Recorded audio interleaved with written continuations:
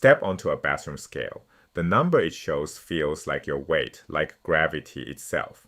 It is not. That reading comes from a different force, the normal force, and it can be larger or smaller than gravity, depending on what you are doing.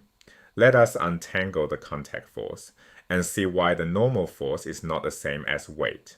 When we know every force acting on a system, we can apply Newton's second law to each object and write its equations of motion.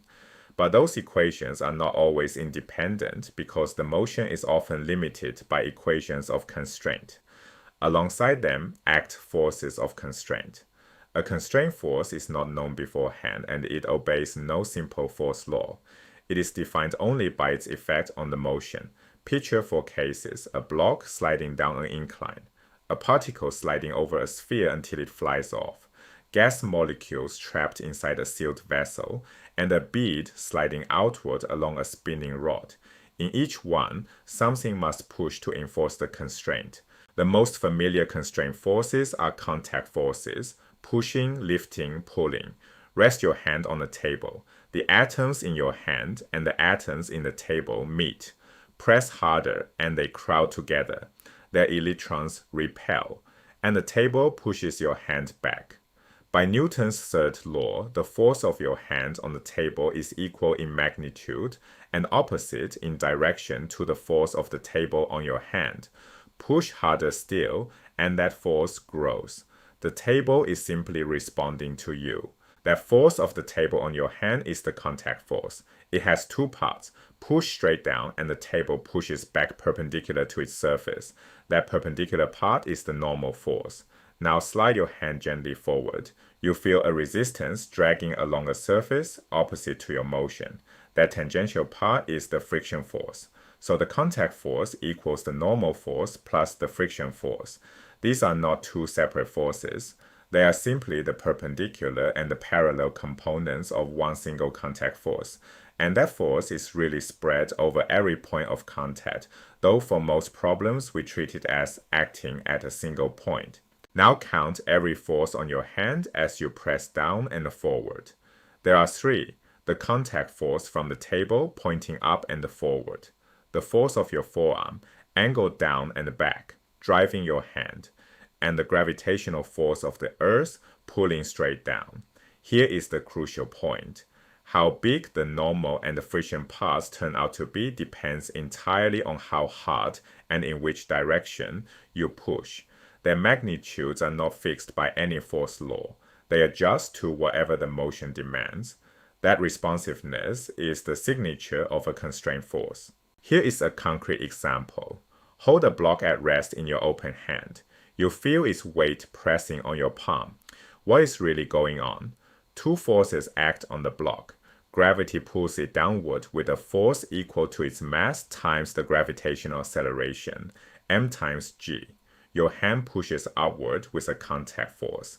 Since your hand is at rest and flat, that contact force is purely normal. Call its magnitude n because the block is not accelerating. Its vertical acceleration is zero. So Newton's second law says the normal force plus the gravitational force equals the zero vector. Take upward as positive. In vertical components, that reads n minus m times g equals 0. Solving for the magnitude gives n equals m times g.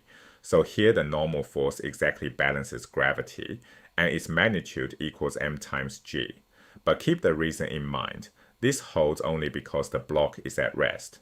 So what did you actually feel? Not gravity directly. When you sense the weight of the block or read it off a scale, you are feeling the normal force, the push back from the surface. Add a second hand pushing up from below, and the block feels lighter in the first hand because the normal force that hand must supply drops. People often use the word weight for the gravitational force from the Earth. We will call that the gravitational force instead. And this finally explains weightlessness. Jump into the air and for a moment nothing pushes up on you. The normal force vanishes, so you feel weightless. Yet gravity never switched off. You did not turn it off by jumping. This example also breeds a stubborn misconception that the normal force always equals mass times the gravitational acceleration. It does not. The normal force and the gravitational force are completely different forces with completely different causes. They matched here for one reason only. The block was at rest, so its acceleration was 0. Change the motion, put the block in an elevator that accelerates upward, and the normal force no longer matches gravity. And they are not a Newton's third law pair. Both act on the same object, the block, while third law partners always act on two different objects. To find the genuine third law pairs, widen the system to include the block, your hand, and the earth. Now the normal force and the gravitational force become internal forces, and the real pairs appear. The earth pulls the block down, the block pulls the earth up with an equal and opposite force.